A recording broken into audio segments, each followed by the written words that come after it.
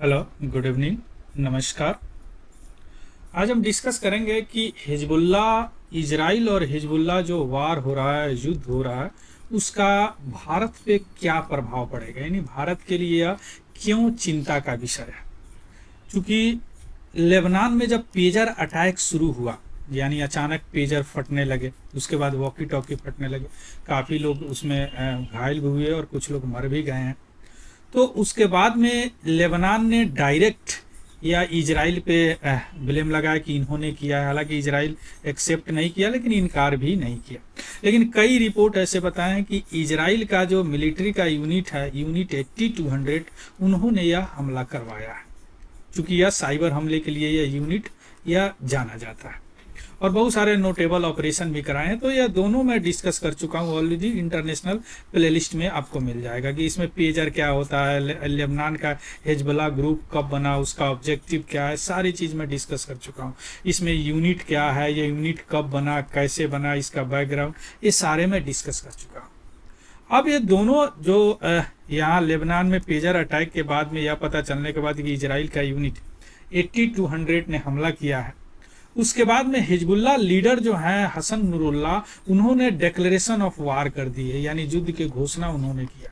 तो अब waste Asia में ऑलरेडी हमास और इजराइल चल ही रहा था, अभी खत्म नहीं हुआ, तो एक नया फेज चालू हो जाएगा आपको मिडिल ईस्ट में।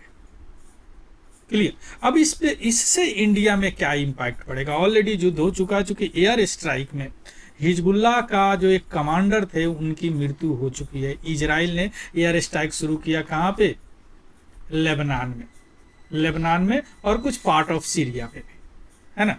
तो अब यह एयर स्ट्राइक के बाद जो ईरान बैक्ड जो मिलिटिया ग्रुप है इराक में, क्योंकि वहाँ पे ईरान ही सारे ग्रुप को पैसे देते हैं, हथियार देते हैं, वो भी प्रतिज्ञा किए हैं कि हम इस डेडली स्ट्राइक का बदला लेंगे।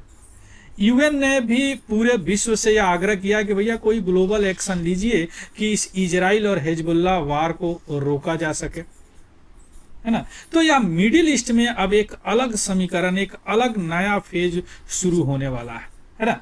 अब इस फेज में ईरान जो है, अगर इसमें ईरान जो है, इसमें भी सीरिया में भी मिलिटेंट ग्रुप है, इराक में भी मिलिटेंट ग्रुप है, या लेबनान में तो हिजबुल्लाह है ही, यमन में हौथी हैं ही, और हिजबुल्लाह को माना जाता है कि विश्व का सबसे आधुनिक हथियार रखने वाला यह ग्रुप है। यह भी मैं बता चुका हूँ जब पेजर अटैक वाला वीडियो में आप देखेंगे। अब यहाँ पे थोड़ा सा बैकग्राउंड पे विचार करते हैं कि अब इसका इम्पैक्ट इंडिया पे क्या पड़ेगा। यह समझने से पहले हमको थोड़ा सा बैकग्राउंड जानना पड़ेगा, है ना। जब हमास अटैक हुआ, यानी 7 अक्टूबर 2023 को पहली बार जब हमास ने सदर्न इजराइल पे हमला किया, यानी दक्षिणी इजराइल पे हमला किया, अचानक रॉकेट से हमला किया, उस समय 1200 इजरायली मारे गए और लगभग 250 होस्टेज बन गए, यानी उन्होंने अपने कब्जे में रख लिया। इसके बदले में इजराइल ने एयर स्ट्राइक शुरू किया, वो भी युद्ध की घोषणा कर दिया, जो लगभग 41 यानी 41,000 से ज़्यादा पैलेस्टीनियन यानी फिलिस्तीनियों की मौत हो गई गाजा में। आज लगभग 11 मंथ बाद भी 100 होस्टेड जो है हमास कैप्टिविटी में है, हमास के पास कब्जे में है। जब यह युद्ध हो रहा था हमास और इजराइल का, ठीक उसी समय यह जो हिजबुल्लाह जो है, जो लेबनान का मिलिटेंट ग्रुप है और लेबनान का पॉलिटिक्स में भी इनका अच्छा खासा हिस्सेदारी है, वहाँ पे इन्होंने नॉर्दर्न इजराइल में हमला करना शुरू कर दिया रॉकेट से, जिसके कारण वहाँ नॉर्दर्न इजराइल में 63,439 इजरायली जो है अपने घर से डिस्प्लेस होना पड़ा, जो बॉर्डर एरिया पे थे। इजराइल ने भी हमला किया, जिसके कारण जो भी लेबनीज थे 95,000 लेबनीज को वहाँ से डिस्प्लेस होना पड़ा। यह उसी समय से चल रहा है, हिजबुल्लाह और इजराइल का जो टसन है, यह उसी समय से चल रहा है। अब जो एयर स्ट्राइक शुरू किया है, यहाँ पे देखिए, यह थोड़ा सा पिक्चर से देख लेते हैं। यहाँ पे गाजा है, गाजा ने यहाँ से सौदर्न से एयर स्ट्राइक शुरू किया, उसी समय यह जो है इस बॉर्डर से जो लेबनान का हिजबुल्लाह ग्रुप है मेनली, उन्होंने यहाँ पे रॉकेट दागना शुरू किया। इसको थोड़ा सा बड़ा में देखिए, ये रही, ये एरिया में उन्होंने रॉकेट दाग, उसी समय से यह दोनों में टेंशन का कारण है।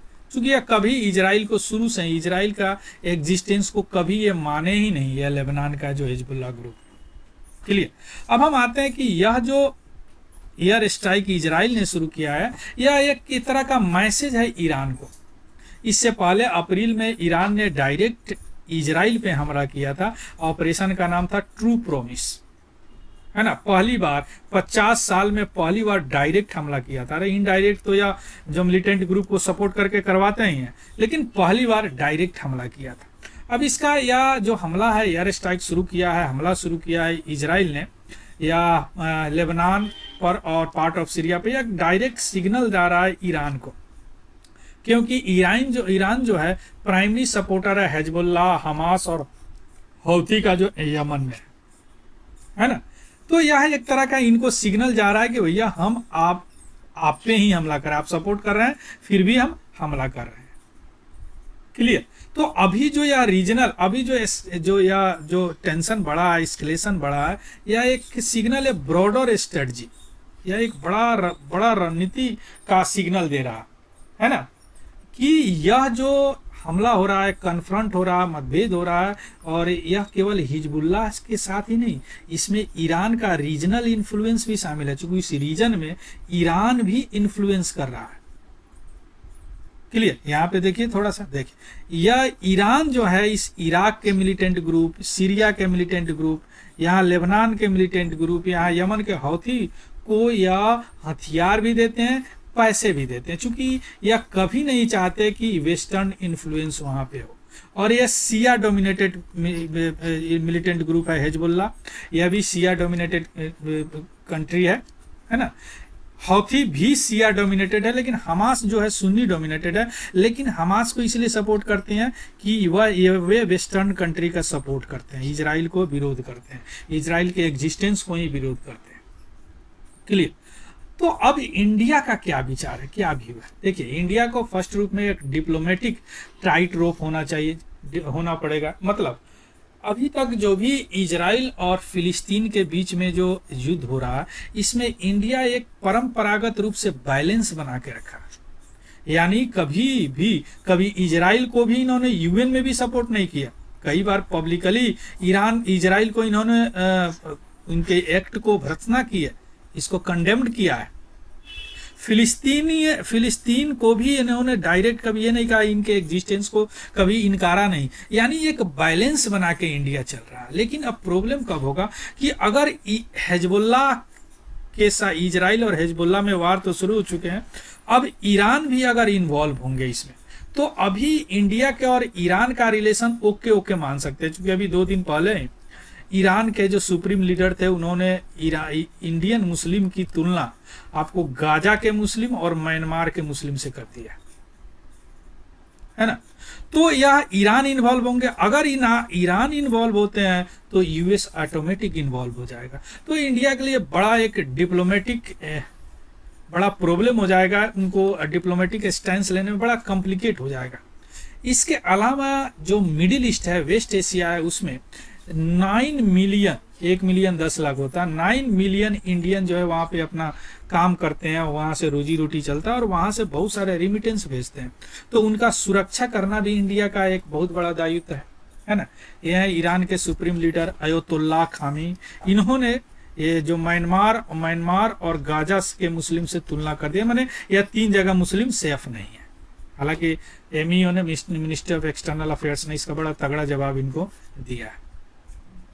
अब हम आते हैं, इसके अलावा एनर्जी सिक्योरिटी पे भी असर पड़ेगा। कैसे? क्योंकि 2/3 जो भी एनर्जी हम यूज करते हैं, जिसमें क्रूड ऑयल हो गया या पेट्रोलियम प्रोडक्ट हो गया, कच्चा तेल, पेट्रोलियम प्रोडक्ट या नेचुरल ऑयल, नेचुरल गैस हो गया, यह वेस्ट एशिया रीजन से आता है। तो हमारा एनर्जी सिक्योरिटी पे भी प्रभाव पड़ेगा। डिप्लोमेटिक पोजीशन की अगर बात करें इंडिया का, तो अभी तक क्या है, जो करेंट सिचुएशन है उस पर इंडिया बड़ा शांत है, कोई स्टेटमेंट नहीं आया हमारे इंडिया की तरफ से। लेकिन जब ईरान अटैक किया था इजराइल पर ट्रू प्रोमिस के तहत अप्रैल 2024 में, उस समय इंडिया ने इसको सीरियस कंसर्न लिया था और इसको इमीडिएट तुरंत खत्म करने का आग्रह किया था दोनों देशों से। फ्यूचर चैलेंज भी होंगे, क्यों? क्योंकि इजराइल हिजबुल्लाह के साथ अगर ईरान इन्वॉल्व होते हैं तो यूएस इन्वॉल्व होगा, तो उस समय इंडिया के लिए बड़ा मुश्किल होगा, क्योंकि यूएसए भी अपना है, ईरान भी अपना है, चाबार वगैरह पोर्ट वगैरह से भी काम चल रहा है ना। तो इस पे थोड़ा सा फ्यूचर चैलेंज है इंडिया का डिप्लोमेटिक रिलेशन के लिए, इंटरनेशनल रिलेशन के लिए। तो ये सारी हम लोग ने डिस्कस कर लिया, क्या प्रभाव पड़ेगा इस इजराइल और हिजबुल्लाह वार का। इसका पीडीएफ हमारे टेलीग्राम चैनल है तिवारी जनरल स्टडी, वहां से आपको मिल जाएगा, वहां से देख लीजिएगा, उसको भी ज्वाइन कर लेंगे। और अगर इन्फॉर्मेटिव लगा है तो प्लीज लाइक शेयर सब्सक्राइब जरूर करेंगे। कोई अगर डाउट हो तो कमेंट करके जरूर बताएंगे। So thank you, have a good day and happy learning. Thank you very much.